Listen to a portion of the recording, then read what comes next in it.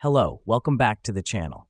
Today, we're diving straight into how to use Trello's timeline feature for efficient project planning in 2025.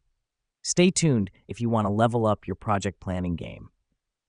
First things first, once you've logged into your Trello account, navigate to the desired board and select the timeline view from the top right corner. The reason we do this is because the timeline view allows us to get a comprehensive overview of the entire project and manage tasks across a timeline.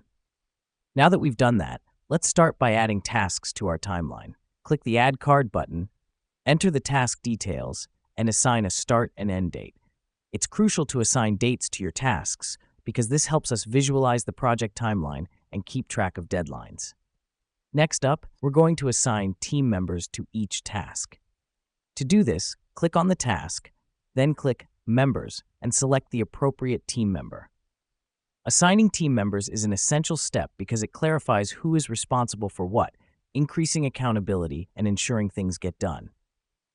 Now let's color code our tasks. Click on the task and select a label. Choose different colors for different types of tasks or different project phases. This helps us because color coding makes it easier to distinguish between tasks and quickly identify what needs to be done. The final step in our process is to track progress.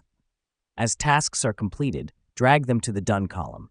This is important because it gives everyone a real-time overview of what's been accomplished and what's left to do. Let me explain why this matters. The timeline feature is a powerful tool for project planning because it gives you a clear, visual representation of your project, aids in team collaboration, and helps keep everything on track. And there you have it. That's how you effectively use Trello's timeline feature for project planning.